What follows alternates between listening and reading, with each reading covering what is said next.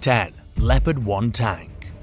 Vlieland is a small Dutch island in the Wadden Sea. Its western bank is home to a large sandbank called the Vliehorst, which functions as a military exercise area and tank gunnery range. Along the shore, you can see a World War II-era Leopard 1 tank sitting sideways, partially submerged and half buried in the sand. Someone originally left the tank above the high tide mark, but it eventually sank during a storm. Porsche produced the Leopard 1 battle tank in West Germany during the Cold War. This was when the Berlin Wall separated the country into the capitalist West and the communist East Germany. The tank entered service in 1965 and quickly gained popularity throughout Europe and other parts of the world. It became the main battle tank for multiple countries. While most countries have now retired it from their militaries, the Leopard 1 is still being used in some places, including Greece, Turkey, and Brazil. The Netherlands has retired all of its Leopard 1 tanks, which explains why the Dutch military repurposed at least one of them for training and practice on Vlieland. 9. Missing man's jawbone. In 2014, a jogger found a partial human jawbone with 3 teeth attached to it along the Lake Michigan shore. After failing to turn up any DNA matches in the FBI's database, authorities turned to a non-profit called the DNA Doe Project. The project is dedicated to identifying John and Jane Does and returning their remains to their families. Using a sophisticated technique called genetic genealogy, genealogists at the University of North Texas matched DNA from the bone to relatives of a fisherman named Ronald Wayne Yeager. By the time they identified the remains, he'd been missing for over 21 years. Another set of partial remains had washed up elsewhere a few months later, and the nonprofit also identified them as belonging to Yeager. Yeager vanished a day after setting sail on his boat in August 2000. He was 59 years old. The boat washed ashore 80 miles, 129 kilometers away in Wisconsin, but Michigan State Police and the US Coast Guard found no traces of Yeager until now. Hopefully, his family will get some peace now that they know what happened to him. 8. Creepy dolls. In early 2021, a baby doll covered in barnacles washed ashore on the Texas coast at Port Aransas. Researchers posted a photo to the Mission Aransas National Estuarine Research Reserve's Facebook page, captioning it the craziest beach find of all time. But things got even crazier when even more dolls appeared. Over 30 dolls littered the state's beaches. Most are covered in barnacles, some are stained green with algae, and others arrived with missing limbs. It's common for garbage to be found along the Texas shore because of how the currents flow in the Gulf of Mexico. But the dozens of dolls that keep showing up make for an unusual trend that's left researchers stumped. While their jobs are focused primarily on wildlife, they're also trying to understand the doll mystery. Until then, all they know is that the barnacled babies could have fallen off a cargo ship, or may have come from Mexico or any of the Gulf states. 7. World War II artifacts. During a recent outing at Port Aransas Beach in Texas, Amanda Ward and her family spotted a large object that they initially thought was just a rock. When they looked closer, they realized it wasn't a rock, but they weren't sure what it was. It seemed like a box wrapped in skin and was covered in algae and barnacles. Speaking with the local news station KSAT, Amanda described the object as having layers and layers of a stretchy tan-colored material on the outside. A group gathered around to try to figure out what it was, and someone cut into it with a knife. They discovered more layers of the material all the way through. Much to the dismay of the curious crowd, nothing more like treasure or money was inside. The item in question turned out to be a World War II-era rubber bale from the sunken German warship SS Rio Grande. They started washing up on Florida and Texas beaches in 2020, after previously appearing along the Brazilian coast. The Rio Grande's crew tried to scuttle the ship in early 1944 when they realized the American cruiser US Omaha and the destroyer USS UA had spotted them. When that didn't work, the Germans abandoned the Rio Grande. The Omaha and UA sank it anyway.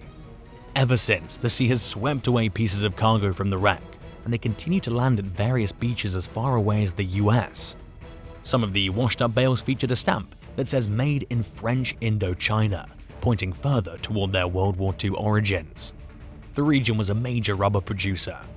The bale that Ward and her family found ended up being left on the beach. Not only was there no practical use for it, at over 200 pounds, 91 kilograms, it would have been hard to move. but at least there's some interesting history behind it. 6. Dismembered feet. Since 2007, at least 27 feet have appeared along the coast of British Columbia, Canada, and Washington State in the US. For over a decade, the detached limbs have baffled authorities while they tried to determine if foul play was involved. An investigation concluded that the feet all belonged to people who'd committed suicide or died in accidents in or near the ocean. The feet had separated naturally when their bodies decomposed. Because most of the victims were wearing sneakers, the limbs floated, and the footwear slowed the decaying process. This explained why the feet were mostly intact when they washed ashore. Forensic pathologist Dr. Matthew Ord told the Sydney Morning Herald last year that they were found many miles from where the victims initially entered the water. The findings could help solve a tragic case in Australia in late 2020 when a wealthy businesswoman named Melissa Caddick vanished from her mansion in Sydney. Her disappearance was fraught with rumors that she swindled investors out of millions of dollars and fled to avoid being held accountable for her actions. Miss Caddick's severed foot was found several months later along the New South Wales coast. It was hundreds of miles from where she lived. Investigators initially struggled to understand how the foot could have traveled so far on its own. Based on its relatively intact condition, one detective theorized that Caddick was probably on the run for several weeks before she died. Dr. Ord used the severed foot cases from North America to point out that it's entirely possible that Caddick's foot traveled on its own through the current, all the way from somewhere near her home to where it was found. Authorities remain skeptical since they'd never seen a case of human remains covering such a vast distance. But they were investigating the possibility, according to their last update. They're hoping to eventually find some answers. What would you do if you discovered something like this while you were visiting the beach? Let us know in the comments and hit subscribe while you're at it. 5. NARLUGA skull. It baffled a hunter when he spotted 3 strange-looking whales off the coast of Western Greenland in 1990. The mystery only deepened when he got his hands on one of the creature's skulls. At the time, DNA technology wasn't advanced enough to identify the creature with any certainty. Some experts speculated it was a deformed beluga. One researcher, Mads Peter Heide Jorgensen, theorized that it was a hybrid between a whale and a beluga, or a NARLUGA. But until then, such a combination had never happened. The skull spent several decades in storage at the Natural History Museum of Denmark. By the time curator Elin Lorenzen took a fresh look at it in 2015, DNA technology had come a long way. This time around, scientists successfully extracted a sample. Heidi Jorgensen's prediction about the animal being a NARLUGA turned out to be correct, born to a narwhal mother and a beluga father. It had a weird combination of traits, including beluga-like teeth and a twisted leftward spiraling bottom row of narwhal-like chompers. It lacked the narwhal's characteristic horn, which is actually a long tooth. Scientists had written in 1993 that the creature's teeth were unlike that of any known species, but that they seemed fitting for both narwhals and belugas. The DNA findings confirmed the team was on the right track with their suspicions after all. Whale researcher Travis Park, who was not involved in any of the studies, described the skull as almost exactly what you'd imagine you'd get if you mixed a beluga and a narwhal together. He added genetics rarely work out so cleanly. The skull is the first solid evidence that NARLUGAs are a real thing. Until the discovery, experts believed it was nearly impossible for belugas and narwhals to mate, despite being members of the same family. The two species diverged from a common ancestor around 5.5 million years ago, and their shared gene flow ended roughly 1.25 million years ago. Surprisingly, they interbred after so long. Isotope analysis of the animal's teeth shows it dove deeper than either of its parents in search of food. Researchers know almost nothing else about it, and nobody's seen one since. 4. Severed deer head. Visitors at Loyola Park Beach near Chicago were shocked in 2015 when they found a decomposing severed deer head on a stake.